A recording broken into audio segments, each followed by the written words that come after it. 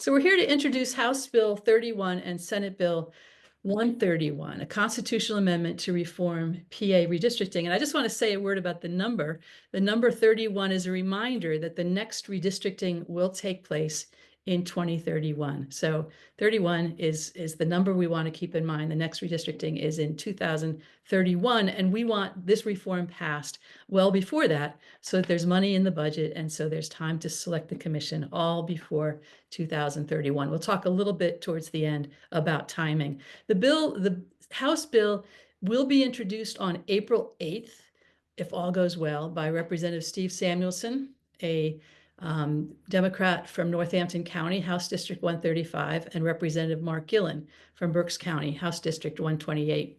The Senate bill will be introduced by the Senate bill, I'm going to allow Senator Kearney's legal policy staffer who's with us this evening. He'll give us a brief update on Senate Bill 131 when he speaks in a few minutes. But Senator Tim Kearney is the prime sponsor for Senate Bill 131.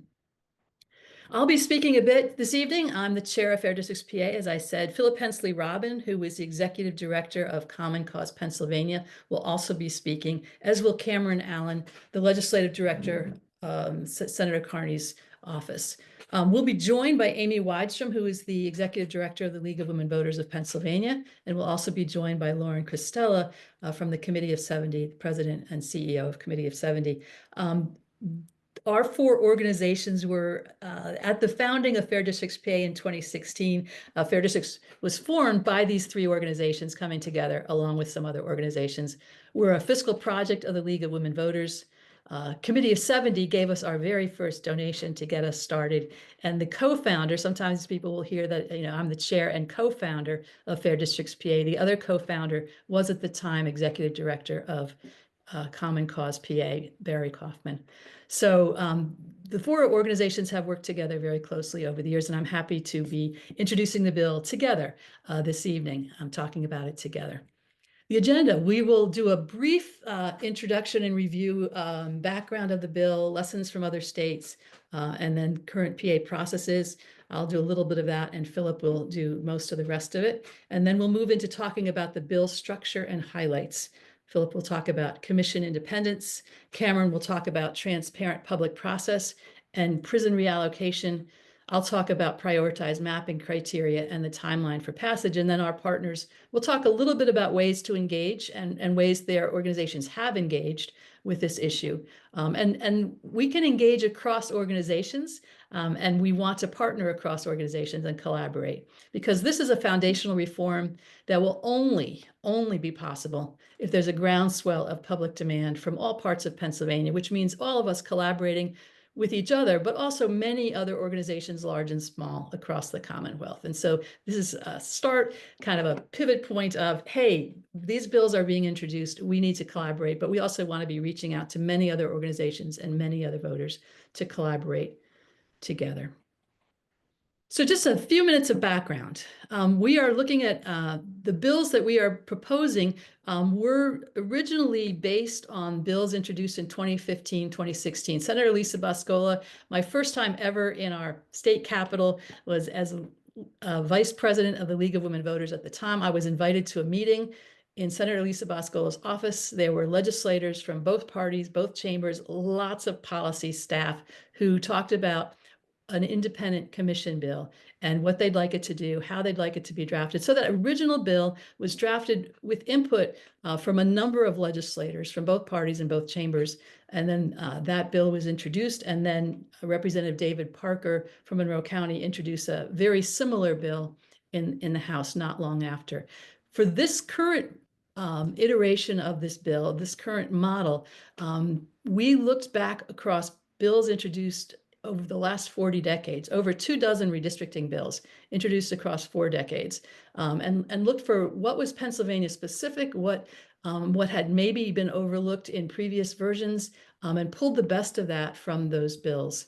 We also looked at feedback from thousands of meetings, constituent meetings with legislators across the last 9 years. Fair Districts PA supporters feed back information about questions that legislators ask, suggestions that legislators make, And much of that informed the way these bills have been drafted, addressing concerns, incorporating really good suggestions from legislators in both chambers and both parties. The bills also incorporate information from mapping contests done by Committee of 70's Draw the Lines and also by Fair Districts PA that tested out criteria.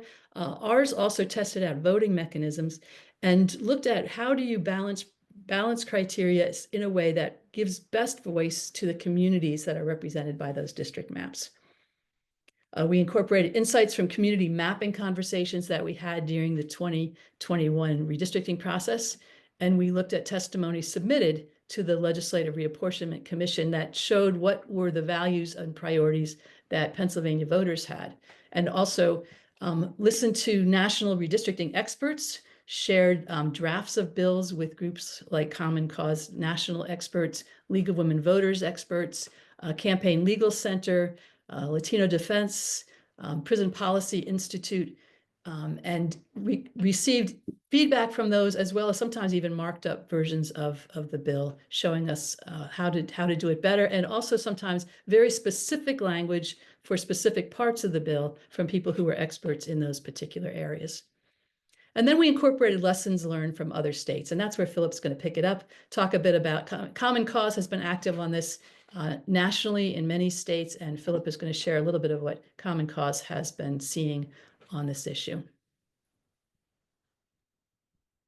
So much, Carol. And I'd like to start before diving all the way into our lessons learned by thanking Carol and Ruth and all the team at Fair Districts PA, as well as my panelists, Amy Widestrom at the League of Women Voters, and Cristella at Committee of 70 for joining us. And for all of you who are here this evening, your engagement on this issue is incredibly important. And if we're going to pass House Bill 31, Senate Bill 131, we're going to need all of us working together. So to pick up Carol's point, Common Cause has been engaged on redistricting reform in states across the country. Common Cause National and Common Cause is present in 25 states, and we've been advocating for fair districts in all of them. And as part of our study and our advocacy, I think the first thing that needs to be pointed out is that redistricting varies tremendously across the country. Other than the requirements of equal population from Baker v. Carr and the requirements under the Federal Voting Rights Act, redistricting rules vary tremendously. And here we have a map that shows that there's and different organizations will, cut and divide how these different rules are structured differently. But we've divided it here into 8 different categories, from citizens commissions, independent citizens commissions, which are present in 2 states, to political commissions that are citizen-based, which are present in 5 different states, partisan citizen commissions, which exists in 1 state, nonpartisan staff advisory, 1 state, legislative with strict constitutional rules, political commission states, legislatures with an advisory commission, which is just 5 states, and then the vast majority of states remaining, the redistricting is done solely by the legislature with no meaningful checks. And as we see, the range here is remarkable. And as a result, the outcomes in terms of whether we get fair districts is also tremendously varied. Next slide, please.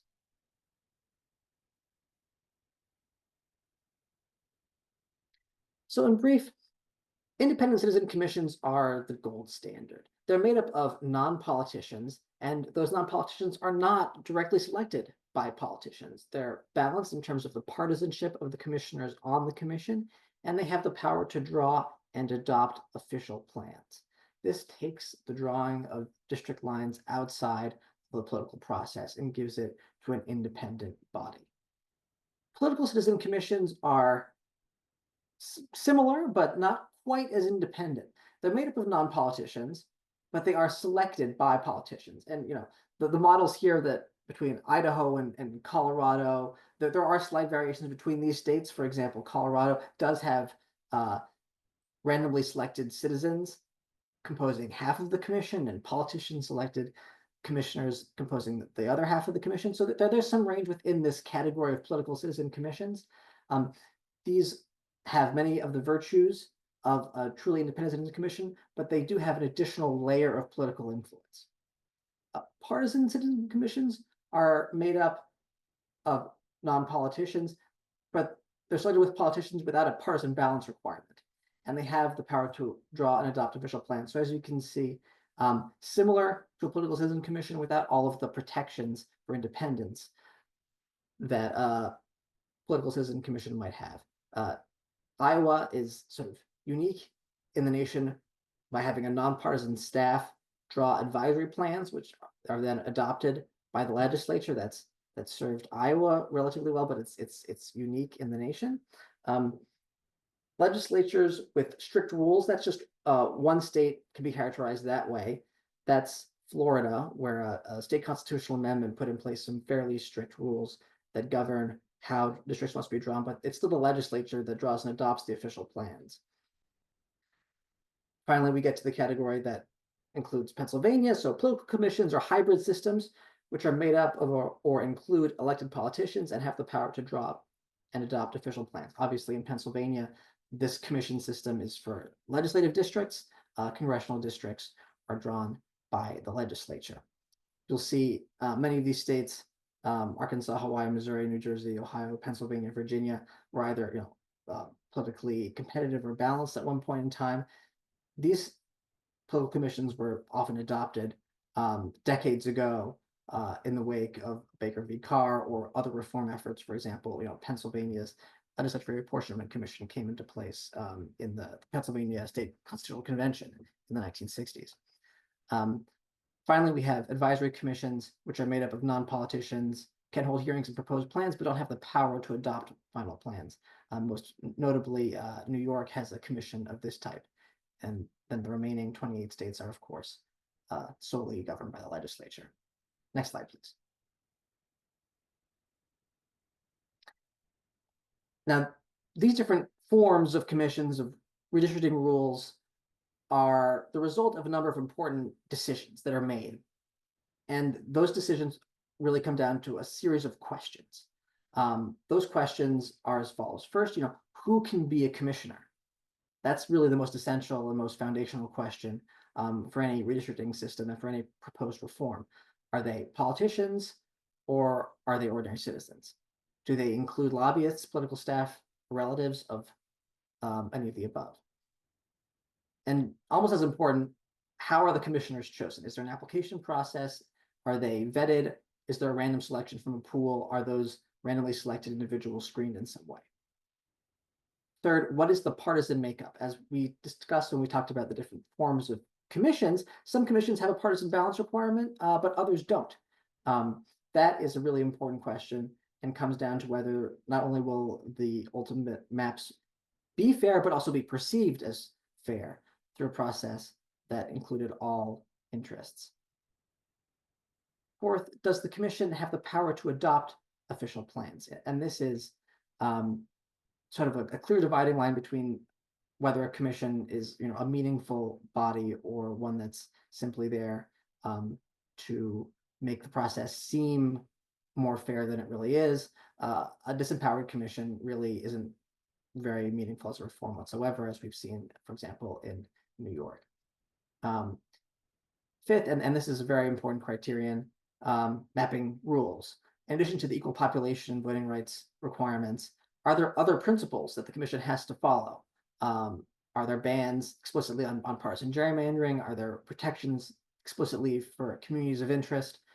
These are the kinds of things that in recent decades, as reform proposals have been mooted and passed in various states, have gotten more and more refined and are an important component, as we'll hear, of our legislative proposal.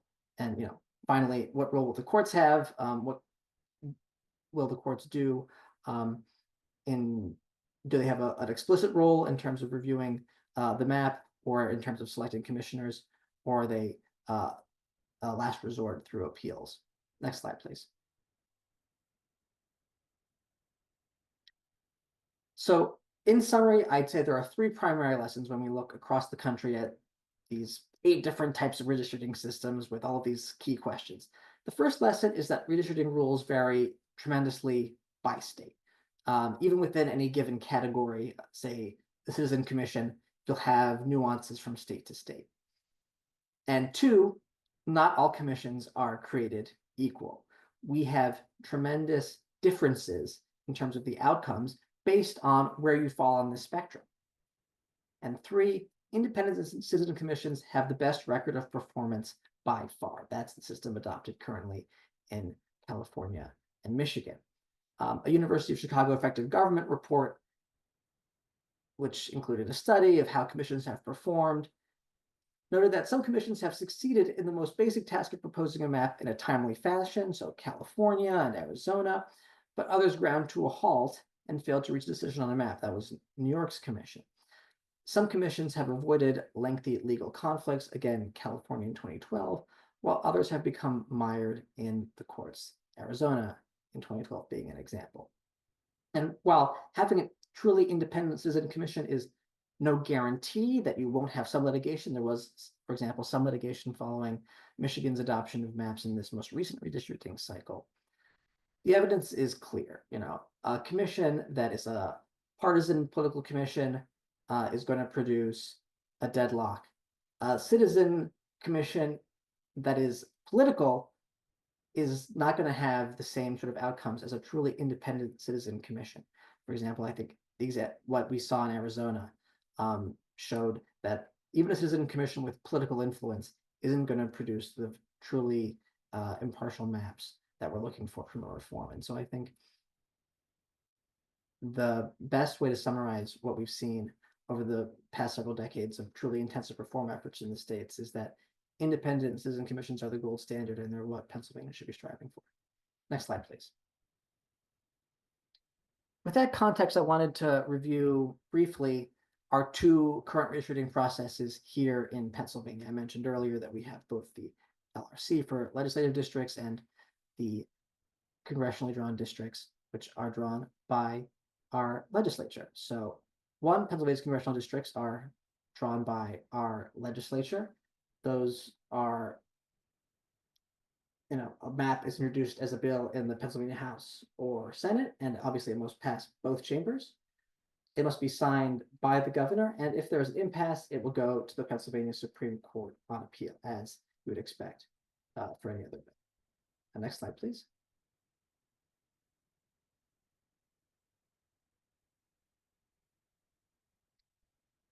So the U.S. Supreme Court put in place the equality of population requirement in the 1960s.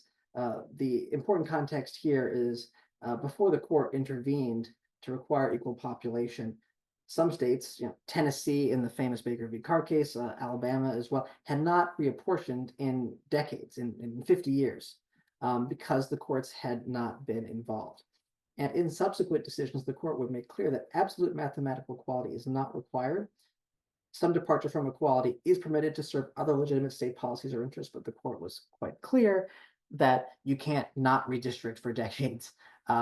And when you do redistrict, you have to follow the one person, one vote principle. That applies to Pennsylvania redistricting. Next slide, please. So when it comes to our state legislative districts, our 203 House districts and our 50 Senate districts, those districts are drawn by the Legislative Reapportionment Commission, what I referred to earlier as a politician commission, or one of those 7 states with a politician commission. The 2 majority party leaders and the 2 minority party leaders in the House and the Senate, respectively, have themselves or their designees on that commission. And the 5th member is the chair, picked by the other 4. If those 4 can't agree on the identity of the 5th tie-breaking member, the Pennsylvania Supreme Court appoints that member. Party affiliation of the chair determines which party controls the process. In the 2021-2022 Legislative Reapportionment Commission, we see here Mark Nordenberg was a chair who, I think by most accounts, led a very fair process and gave us some of the fairest maps we've seen in decades in Pennsylvania. As I alluded to earlier with the fact that we have a politician commission, this process is no guarantee of that outcome. We had a lucky break in terms of the selection here of Chairman Nordenberg, who steered us through a fair process.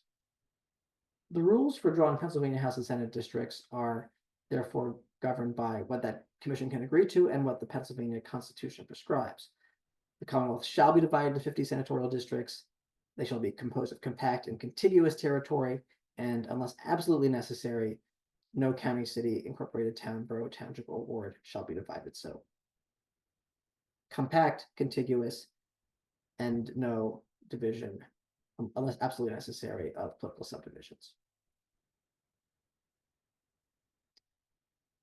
With all that as context, House Bill 31 and Senate Bill 131 provide a reform proposal with three core elements, a three-legged stool essentially, to provide balance, stability, and protection from partisan or racial gerrymandering. The first is commission independence in both selection and action. The second is transparency, open meetings, and public input. And the third element is prioritized mapping criteria.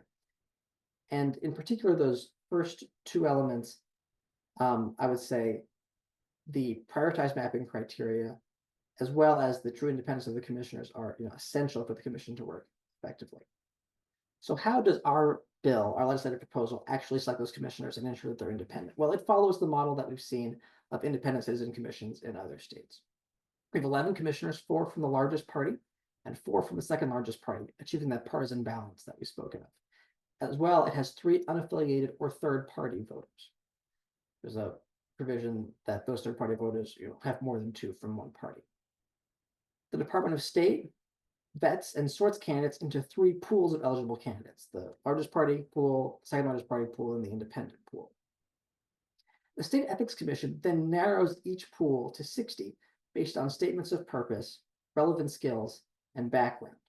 It's also vetting to ensure that all candidates in each pool meet the criteria that are laid out. For example, they're not prohibited from serving on the commission because of the fact that they are an elected official or work for one. In a public lottery, 2 are selected from each of these pools. So we get 2 from the largest party, 2 from the second largest party, 2 unaffiliated or third party voters. And those initial 6 select the remaining 5 members of the commission.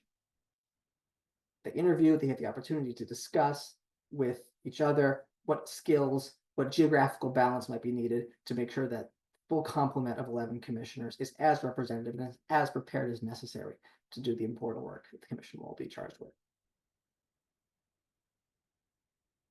Now, commission independence is, I think, as I've said, one of the most important elements. We have 4 voters registered with the largest political party, 4 with the second largest party, 3 who are independent or play with a minor party. And the guarantee of a citizen commission is that no politicians, elected officials, lobbyists, appointed office holders, or immediate family of those I've just named are eligible to serve on the commission. And as a result, this truly provides the most ironclad guarantee that the commission will represent citizens' interests and not party interests. It's what divides a truly independent commission from some of those other commissions that we discussed earlier, and is really one of the core, most important elements of this reform. Next slide, please. And now I'm going to turn it over to our excellent colleague, Cameron Allen, who is legislative director for Senator Tim Kearney. Really a great partner in this work, and has worked really closely with all of us to draft a really strong bill. He's going to talk to you about transparency. Thank you so much, and take it away, Cameron. Thanks all, and thanks all for joining us tonight. It's been a busy day in Harrisburg for me. It's a session week with the House and Senate both in session, and it's been a big gap sort of between between session days. So it's been a busy day, but I'm happy to be here. We've been working really hard to be able to get SB 131 introduced, and as Carol said at the beginning, I think or hinted at the beginning, we did finally get a final draft that is ready to be introduced. I went ahead and worked on that process. Now, that being said, I introduced the bill. It still takes about, or it could take up to 2 weeks for the majority leader to refer the bill to committee. it'll or it will certainly get referred to the state Senate state government committee. And so it should hopefully be quick. And once that happens, then it'll be publicly accessible on our website. But for now, it has been introduced. It will be SB 131. And so that's exciting. But as a part of that, I want to talk about the transparency process here at in the legislation. Um, that's one of the key tenets. If we pass by that slide, but we have those three different parts of the stool where we want to have independence, we want to have mapping criteria, and we want to have transparency. And so some of the core things as a part of transparency, Carol, if you want to just get all 4 points up, there you go. Is making sure that we have all the information publicly accessible to the public, that they are able to comment on the map, create their own map submissions, allow for the commission hearings to be publicly accessible. And so some of those things, I'm going to run through some of the things that we ensure have to be included in our publicly accessible website. It has to include a portal for submission and curation of comments and responses to any proposed maps. It also means for members of the public to comment directly. It has to have a video archive of all the meetings, transcripts of all the commission meetings, any reports that have been referenced, minutes of the meetings, written materials. It also will require that the commission give adequate time for people to be able to attend commission meetings. So a requirement of at least 14 days in advance notice, that the commission take time to ensure that the time of day when the commission meetings are held is able to accommodate as many folks as we can. So it can be in the evening or on the weekends, but also allowing for an online process for people to be able to participate during those commission meetings. And, ensuring that as many ways as we can reach out to folks, we can. And so part of that is also ensuring that we reach out in multiple languages, that we provide translation services, and so that people from smaller communities in our Commonwealth are able to also participate in this process. Carol, if you want to go to the next slide. Part of that is also making sure that the commission is independent, that the commission has the sole power to make its own rules of procedure, has the authority to hire staff and consultants, including legal representation, and all staff and consultants are hired through a public application process. And so that means that the commission is independent. It has its own ability to create its rules. It can effectually be what it needs to be. We also have in the legislation that the legislature is required to give a minimum of amount of money to ensure that the commission can function without having to go to the legislature every 10 years and ask for a certain budget, with the possibility that they don't give that amount. So we want to make sure that in the Constitution they have to give X amount of dollars. And then the actions by the commission shall be in a public meeting by an affirmative vote of at least 7 commissioners. So 2 commissioners registered with the largest political party, 2 registered with the second largest political party, and 2 commissioners not registered with the 2 largest political parties. So we want to have a good split there and make sure that it's a balanced vote when it comes to a final map. But there's also the possibility that things might not work out. And so that's the next slide. And I'm going to turn it to Philip, who helped sort of devise our fail-safe vote in the process for when we end up, say, have a tie vote or we can't get a map done. Thanks, Cameron. So in the unlikely event the commission fails to approve a map, any commissioner would be allowed to propose a map accompanied by proof metrics and an explanatory report. So basically what we have here is a provision to allow for the unlikely scenario where the commission, going through its ordinary process, sort of has some sort of a deadlock. And what we want to avoid is the scenario where the commission completely fails and doesn't produce a map which is binding, and then this whole thing gets kicked to the state Supreme Court. As a result, we have a process, which is kind of like a bracket, where commissioners can submit maps. All those proposed maps and reports will be posted on the commission's website for 10 days of public scrutiny and comment. And then after that 10-day review, the commission votes using a sort of a bracket system in a public accessible voting event. Each commissioner would rank all of the maps that are submitted for each category, legislative and congressional.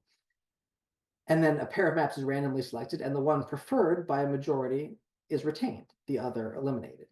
This process is repeated until we get a final map. The advantage of this system is that it sort of improves on what a previous draft of this legislation had, which was a voting system which awarded points to each map based on how they were ranked. And because you were able to award a number of points based on the ranking, you could get ties. And if there's a tie, the commission also fails to produce a final map. This bracket system, in effect, solves that problem by ensuring that there won't be any ties and that the commission cannot fail to produce a final map.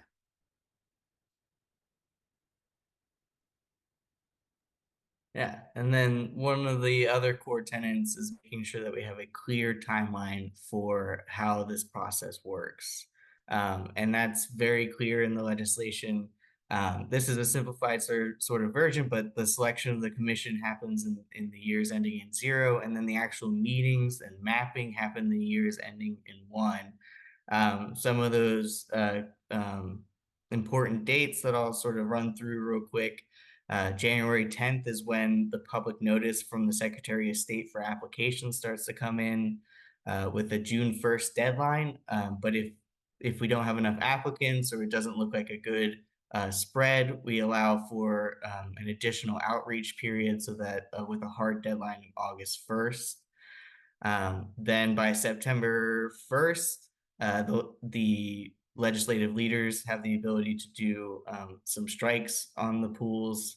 And then by September 15th, we're pooling the names. 45 days after the pooling of the first round of names is when that next set of commissioners has to be chosen by the ones that have been chosen randomly. And then by December 1st, the full commission has to select their chair and vice chair so that they're ready when it comes to January 1st, 2031, to be able to start to have public meetings first on sort of orientation and training so that they understand how this process works, the requirements that are on them federally, and be able to get a better idea of what their process will be. And then assuming that we don't have a pandemic, the data will come out on March 31st, 2031, the redistricting data. And starting on April 1st, there'll be a series of public input hearings, a minimum of 8 public input hearings, with 4 in the largest cities and then 4 spread across the Commonwealth as best as they can. And that will be specifically first on what a community of interest is and identifying communities of interest within the Commonwealth. And then with a September 1st or 90 days after the data, they'll have to come up with an initial proposed plan. They'll have another series of 8 hearings to ensure that people have an opportunity to comment on the proposed maps, so that by December 1st, they're going to have the final plans approved. And if there's not a final plan approved at that meeting, then we'll trigger the failsafe. And one of the ways that we're also trying to make sure that people do get a map done by December 1st is that we then make it so that the failsafe, like, final vote happens on Christmas Day. And so ideally, commissioners will probably not want to have to be in a commission meeting on Christmas Day. One of the other core tenets or parts of our legislation is about prison reallocation. PA law currently allows for non-felon incarcerated persons to vote, but requires them to register to vote in their last place of residence. So no individual who's confined in a penal institution shall be deemed a resident of the election district where the institution was located. The individual shall be deemed to reside where the individual was last registered before being confined in the penal institution. And so that sort of contradicts with the current practice where the census counts those folks in the place of incarceration. And it also contradicts the federal one person, one vote requirement. If you want to go to the next slide. Yeah. And then it also creates a lot of inequities. And while every county has folks that are incarcerated, it's not white, it's spread unevenly throughout the counties. So you have 5 that are rural with the 7 counties that are highest per capita, but then you also have Philadelphia and you have Dauphin County as well. And so it sort of creates this imbalance when we count these prisoners in the location of their where they're confined, because then it also gives a larger portion of the district to the prison. And so HB 131 and SB 131 uses language based on sort of the Illinois model, another model for how to allocate prisons or prisoners. So the prison data is reallocated so that in-state residents with a last known residence prior to incarceration are counted at their last known residence.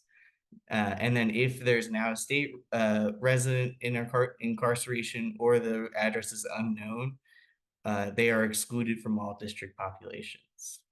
We also included additional language that directs the Department of Corrections and the Department of Human Services to furnish data to the Commission no later than 15 days after the census release.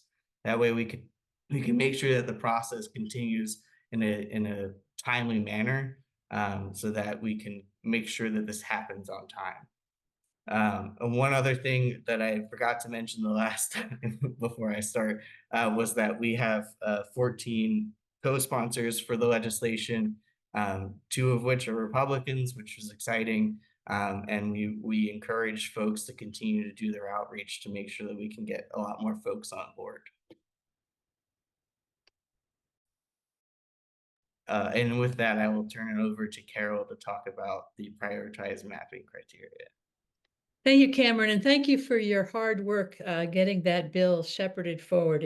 It's been a challenge and lots of back and forth trying to get corrections made, and so we're really, really excited that the final draft has been submitted.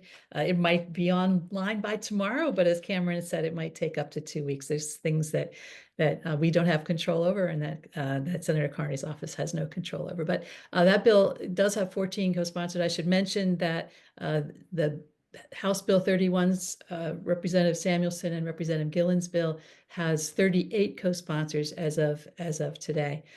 So that's good progress, and that bill will be introduced the week of April 7th. So the third feature of a balanced redistricting plan is prioritized mapping criteria. What we've learned in watching other states is that you have to have genuine commission independence, but even then, if you don't have the criteria well clarified and presented in a way that it's clear what comes first, what's most important and what's next important, and then what follows after, it can create litigation, it can create confusion, commissions can get stuck. And so it's really important to have prioritized mapping criteria. So the bill that we're proposing, the bill that is now introduced and will continue to be introduced, is the redistricting plan shall follow U.S. Constitution, federal law, Voting Rights Act. So it has to follow those laws. That's the very top priority. Without those, it's not a legal draft, new legal district plan. But also needs to provide racial minorities an equal opportunity to participate in the political process. And so that would prevent falling into racial gerrymandering, but also prevent racial populations, racial community, minority communities from being fractured in ways that diminish their vote. So the redistricting plan shall do those things. It shall not dilute or diminish racial minorities' ability to elect candidates of choice, whether alone or in coalition with others, This language is suggested by groups that have worked on minority representation questions and challenges that arise with lack of clarity on this language. The redistricting plan shall not provide a disproportionate advantage to any political party as determined by accepted measures of partisan fairness. And there are some well-accepted measures. There are more and more since we started in 2016. There have been new measures put forward and tested out. And so this is saying that by the most accepted of those measures, a plan cannot give a disproportionate advantage to a political party. It can also not purposefully unduly favor or disfavor an incumbent candidate or a prospective candidate. In other words, you can't draw districts to punish somebody, to shut somebody out, or to reward candidates or colleagues or incumbents. It can't be deliberately drawn to hurt or to harm or to benefit any individual. The redistricting plan also shall respect communities of interest to the extent practicable and after compliance with preceding requirements. So the slide before, those are the things that are essential, must happen, can't be ignored. And then once those are accommodated, then it shall respect communities of interest. Complying with the other things, and also be contiguous. Now, this language, a county or municipal fragment or enclave containing less than 50 persons shall be considered contiguous to the district if the remainder of the county or municipality is wholly within the same district. That comes from bills that were introduced back in the 80s and 90s, reflecting a reality in Pennsylvania that most people don't know unless they start mapping, which is there are parts of counties or parts of municipalities that are not contiguous. So for instance, Chester County has a little enclave that shows up in Delaware County because of the way the Brandywine River bends, and those 6 people vote in Chester County. So the district should not be drawn so that those 6 people are in Delaware County, that the ballot that they need is a Chester County ballot by law. By historic drawing of the county, they are part of Chester County, even though it's a non-contiguous fragment. There's also cities, municipalities in Pennsylvania that are not contiguous, and Lancaster County is one area. Lancaster City, Lancaster Township, and the townships surrounding are an interesting example of that. Lots of non-contiguous parts. Those people are by this considered contiguous if it's a small enclave, even if they're not actually geographically connected to the rest of their municipality or county. Also, to the extent practicable, senatorial and representative districts shall be drawn with the fewest number of divisions to counties and municipalities within a population deviation of 2.5% above or below the ideal population. Now, it's interesting that the courts have accepted up to 10% deviation on state legislative districts, and that can be a really large deviation for a small district. In our current Senate map, the deviation spans from minus 4.31 to plus 3.71. The House map deviation spans from minus 4.16 to plus 4.37. And what that does is creates kind of disparities, especially as populations shift. If the districts don't move with the population, you end up really ignoring the one person, one vote idea that the population should reflect the community. So narrowing that down a little bit put some pressure on the mapping process, but our mapping contest showed that it is quite possible to draw good maps with a smaller deviation so that you have less of that kind of span that is allowed by law, but it does not really reflect communities or populations as well as it should. Also, a county may not contain more senatorial districts than the number required by the population plus 1.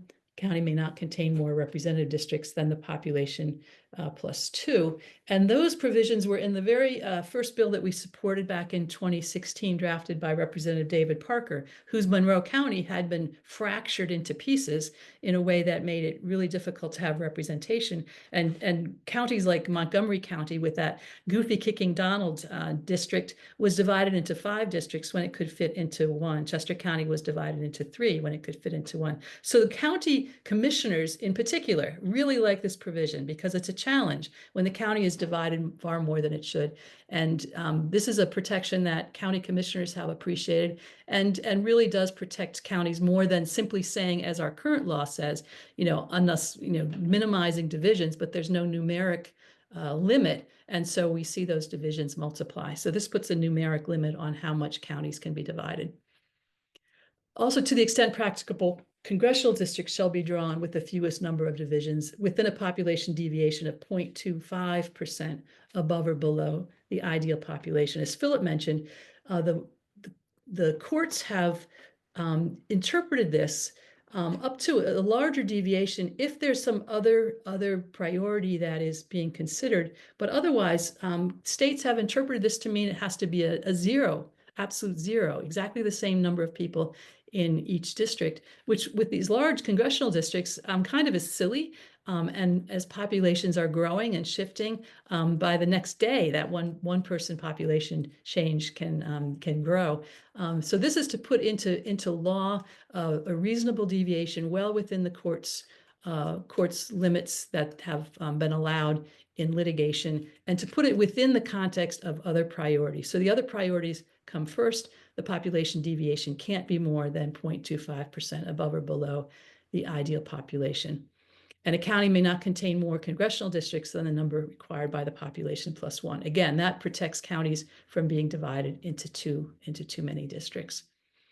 And also for all of them, a precinct may not be divided in the drawing of district lines. Now, mappers have said, oh, that makes it difficult. We don't like that. But when you look at election officials really don't like having precincts divided between different districts. It means different ballots. It means confusion. Often it's larger precincts that are divided, and that means long lines already, and then you have people not sure which ballot they're supposed to have.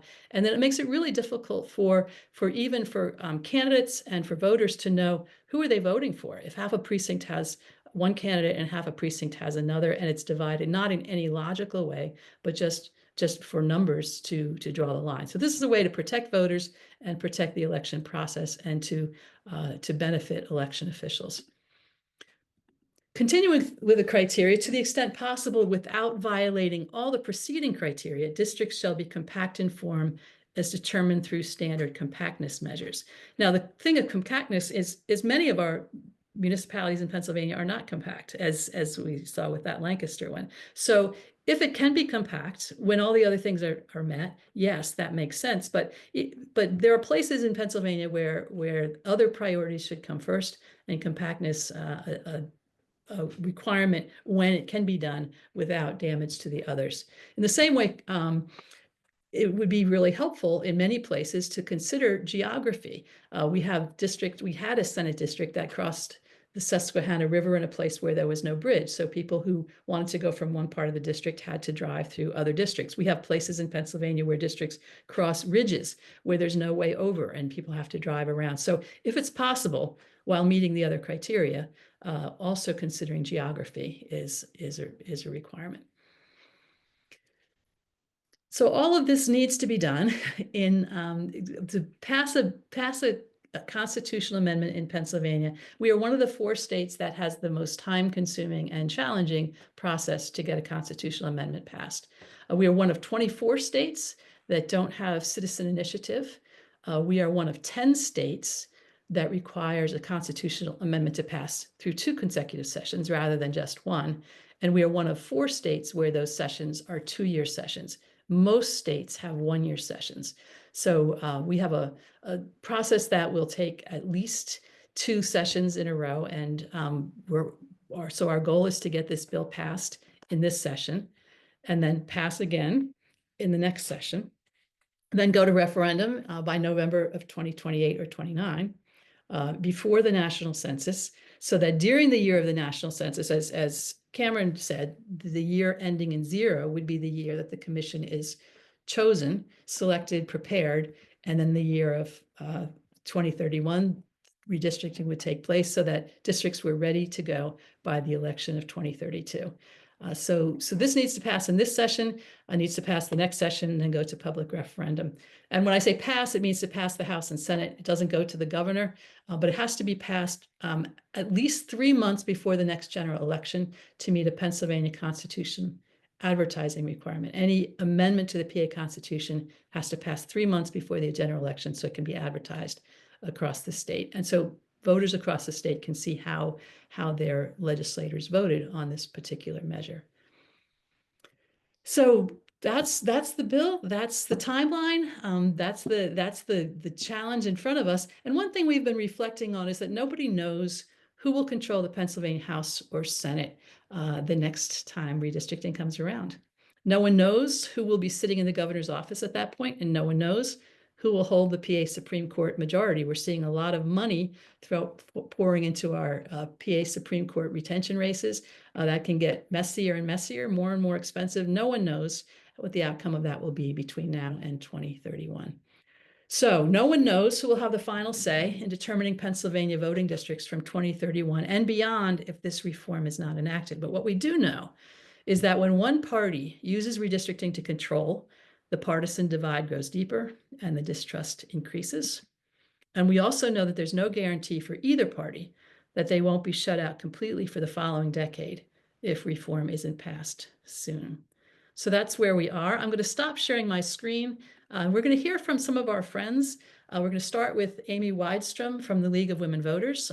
We are pleased to be a fiscal project of the League of Women Voters, pleased to work closely with the League, and the League has been working on this for a very long time. Amy will tell us a little bit about how the League is involved and ways to engage with the League.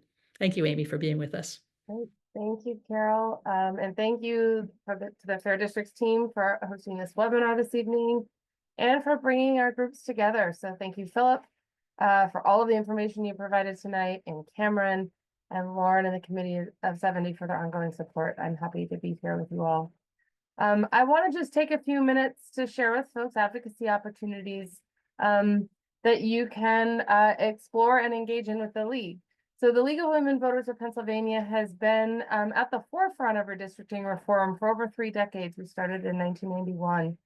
Our commitment remains unwavering that voters should choose their representatives and not the other way around.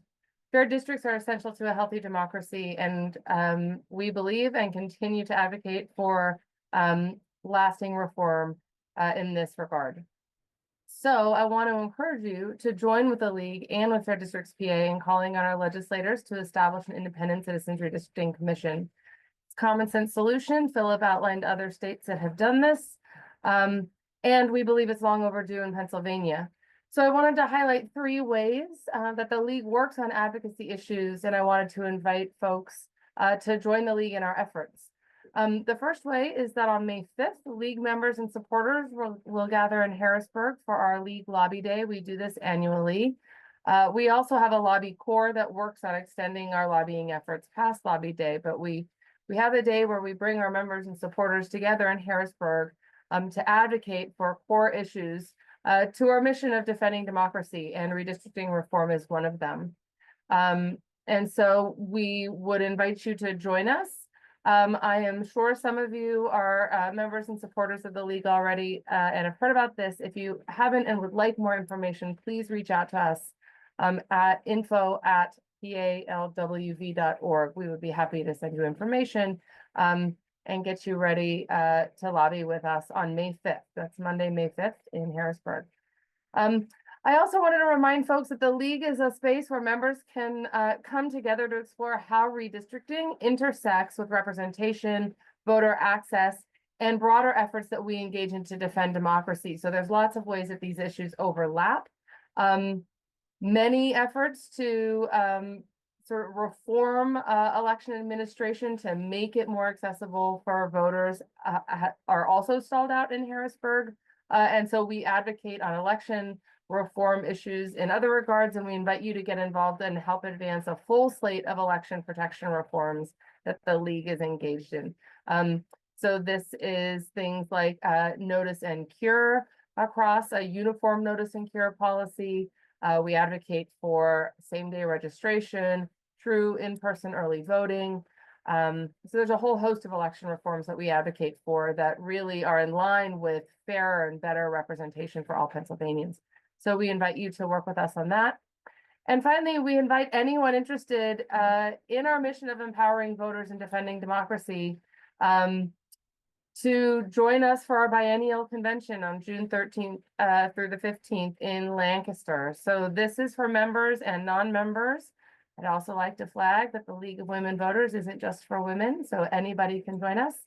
It's a chance, this weekend is a chance to connect with other like-minded folks, to learn, to be inspired. We host workshops, we have speakers, and it's an opportunity to learn more about the league and what we do and to get involved.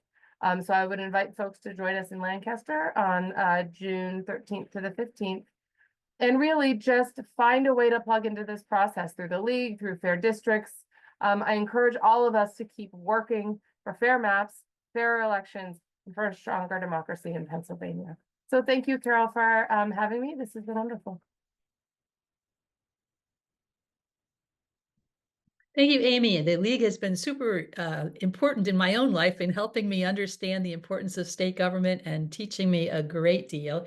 I really am grateful for all that I learned through the work of the league and so many members who've studied issues like this for so long. Also, I owe a great deal to the Committee of 70. Enjoyed working closely with David Thornburg while he was the executive director, and I'm really, really pleased to be working alongside Lauren Cristella. She's going to tell us a little bit about the Committee of 70. I should also mention, Draw the Lines. She's going to talk about that a bit, but just what a huge benefit that was to our work and our learning to understand how mapping takes place. We learned a great deal through that work. So Lauren, tell us a little bit more about Committee of 70's involvement. Thanks so much for having me, Carol. Thrilled to be doing this work with you and in this new role while we do it. And a big thanks to our partners here tonight, the League of Women Voters, Common Cause, and Fair Districts, of course. As Carol said, my name is Lauren Cristella. I'm the president and CEO of the Committee of 70, which is a nonpartisan nonprofit that's worked for over 120 years to promote ethical government, election integrity, and fair representation. Despite the progress we made in the last redistricting cycle, Pennsylvania's map drawing process remains vulnerable to political influence, which can, of course, erode public trust and prioritize partisan interests over fair representation. A lasting solution requires structural reform. The Committee of 70 is committed to ensuring that elections remain free, fair, safe, and secure, and most of all, representative. Through our Draw the Lines initiative, which you may be familiar with, that ran from 2019 to 2022, we engaged thousands of Pennsylvanians, particularly our youngest Pennsylvanians, kids in middle school and high school, in the map drawing process. Their work demonstrated that citizens are more than capable of creating fair maps and underscored the need for greater public involvement in shaping representation. Since the last redistricting cycle, the Committee of 70 has kept the Draw the Lines resources live at drawthelinespa.org. It's drawthelinespa.org, ensuring that Pennsylvanians continue to have access to tools for learning about the process and engaging in it themselves. During the last cycle, our focus was on engaging young people in redistricting, complementing the works of fair districts. We partnered with students and teachers from 155 schools and colleges across Pennsylvania to help build the next generation of engaged citizens. Some of the accomplishments that came out of that initiative include 7,200 citizen mappers engaged in the process, over $135,000 awarded in prize money to recognize fair and thoughtful map design, and the creation of Pennsylvania's Citizen Map. This was a congressional map built from public input that was considered as a finalist by the Supreme Court, the Pennsylvania Supreme Court. And we knew that 2021 was not just about that specific redistricting cycle. It was about investing in the future of democracy. The students we engaged will be the voters and leaders shaping the maps of 2030, 2040, and beyond. To continue that work, Draw the Lines offers a virtual class period for students to learn about redistricting and draw their own maps, along with the additional teaching resources that we intend to update for this upcoming cycle. That's all available again on drawthelinespa.org. Looking ahead, we also hope to restart the Draw the Lines competition earlier in the cycle. So this just kicked off in 2019 last time. We're hoping to get that started much sooner. And the structure and the prizes are going to depend on funding, but we're thrilled that some funders have already announced that they intend to give grants in support of redistricting, education, and advocacy in Pennsylvania. So we will be seeking those funds in the coming months for sure. And fortunately, the groundwork for citizen mapping is already in place. We're not building this from scratch this time. More Pennsylvanians understand redistricting today than they did 10 years ago. Tools like Dave's redistricting app have been updated, and educational experiences like Flashes of Insight continue to help people grasp the complexities of map making. You can sign up for the Committee of 70s newsletter or follow us on our social media accounts. We're on everything. And continue to check drawthelinespa.org so that you can get the latest information on news related to redistricting in Pennsylvania, updates on events, any announcements about the mapping competition or the resources, they'll all be there. Free newsletters, all of that, all of those great resources.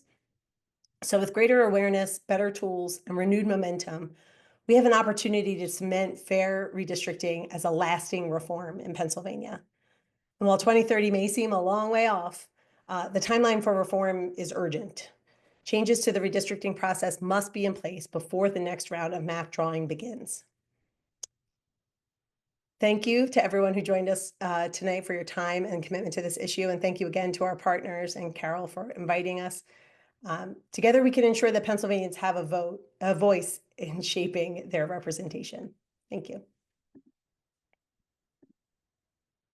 Thank you, Lauren. And as I said, thank you so much for Committee of 70's work on this with us partnership and for the work of Draw the Lines. That was really, really huge. And I think really important in getting a lot of younger folks very aware of our terrible maps that we had before, of our better maps that we have now, but that we can have even better maps and a more public process. So thank you for that. Philip is also going to tell a little bit about the work of Common Cause in this area and ways to engage with Common Cause. So Philip, go ahead. Thanks so much, Carol. You've all heard from me already this evening, so I'll try to be brief. But as you all know, Common Cause is a nonpartisan nonprofit that has our mission to hold power accountable. And part of that work, of course, is our advocacy for fair districts and independent commissions to draw redistricting maps.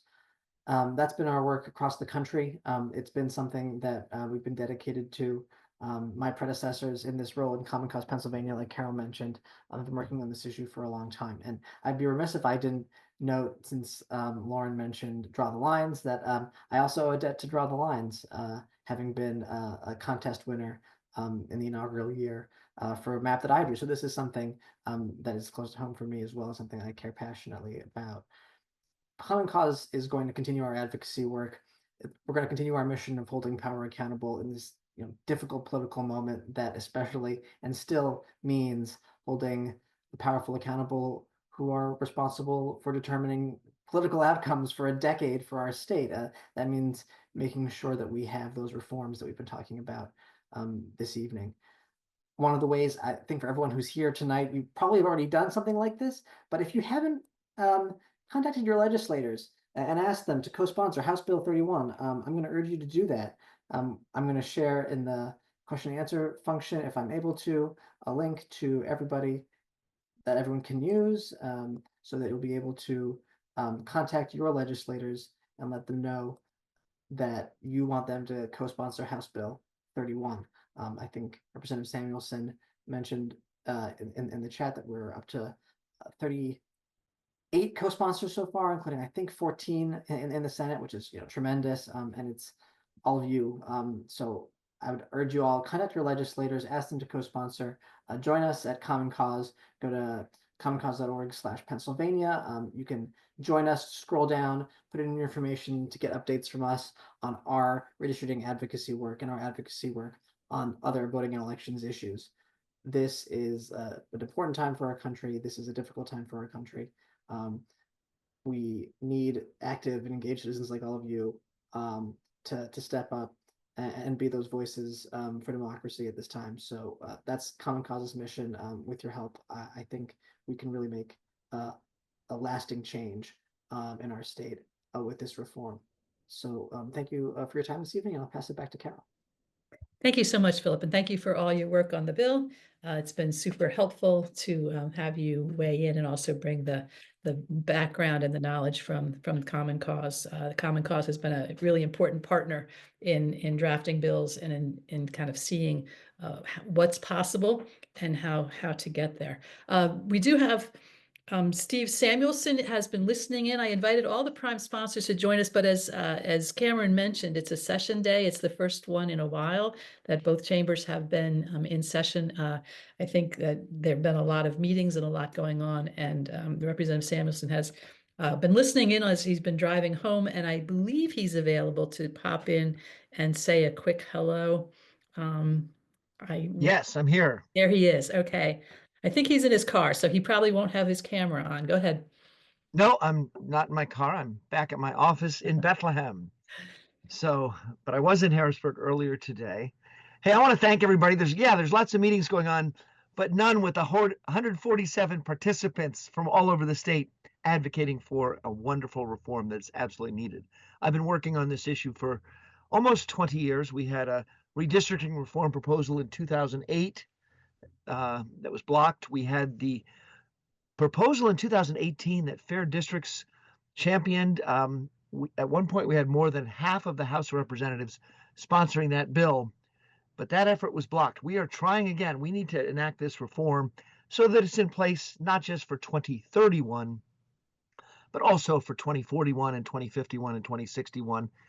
Having an independent commission will lead to a better result for the citizens of Pennsylvania for decades to come. So now is the time. As Carol said, it takes 2 legislative sessions. If we get it done in 25, 26, and then again in 27, 28, it'll go on the ballot. And then the voters, I think, will overwhelmingly say yes to redistricting reform. But we're laying the groundwork now. Good news, we've been adding sponsors, about 10 new sponsors just in the last 2 weeks. We're up to 38. Last year we had 50. So it's early in the session. It's only March and the beginning of a 2-year session, and we have 38 as of now. I believe we'll pass 50, but that's up to all of you, and I want to thank each one of you. So often when I'm talking to my colleagues in the House, and I ask them if they'd consider sponsoring this, they say, "Oh yes, we've heard from many people in our legislative district. We've heard from many people associated with Fair Districts Pennsylvania."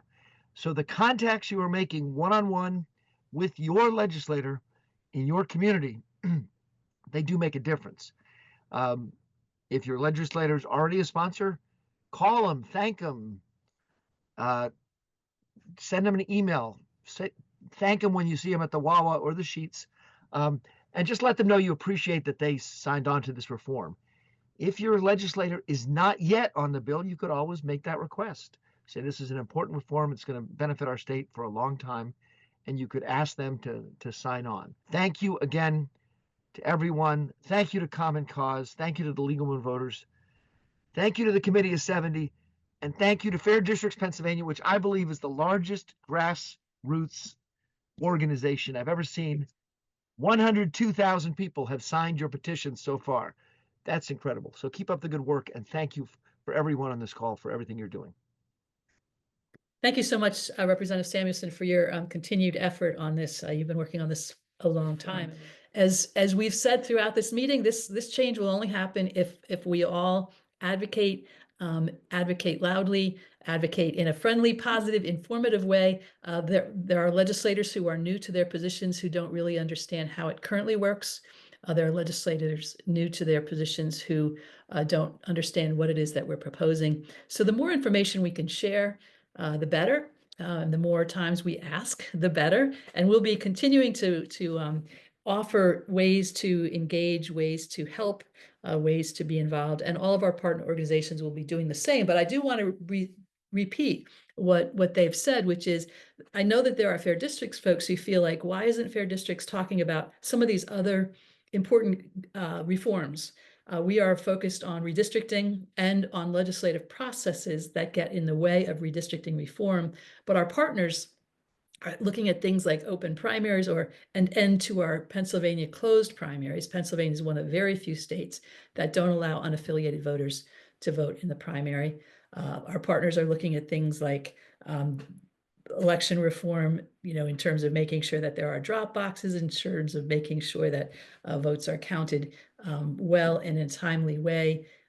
In campaign finance issues, there's plenty of other things to be concerned about. That's not Fair Districts PA's role, but our partners are working on those things. So I would encourage you to look into our partners, see what they're doing, see where there's overlap, see where you can continue to engage, and for everybody, continue to help with our redistricting work. But I think most legislators know that this gives way too much power to just a few leaders and really limits the ability of the legislators themselves to represent us. So many legislators are supportive, and many need more information. And for those leaders who stand in our way, we want to remind them that there's no guarantee that they're going to be the ones drawing the maps. And Representative Samuelson mentioned his bill. He had a bill in 2008, which was a good bill, had a lot of co-sponsors. When I look at the list of co-sponsors back in 2008, there were folks who became leaders in both parties in the years to follow.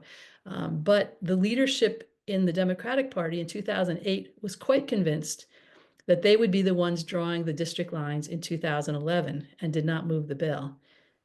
What happened in 2011 was that Republicans had a trifecta and Democrats did not draw the maps, and Republicans drew them into oblivion for the next number of years, for the next 10 years in the state legislature, and for the next 6 years in the congressional districts. So there's no guarantee for either party that they'll be the ones controlling the process. And it's important to remind them that we will all be better served. Democracy would be better served. Our communities and voters would be better served if we pass this reform now so that we have fair districts in the decades to come.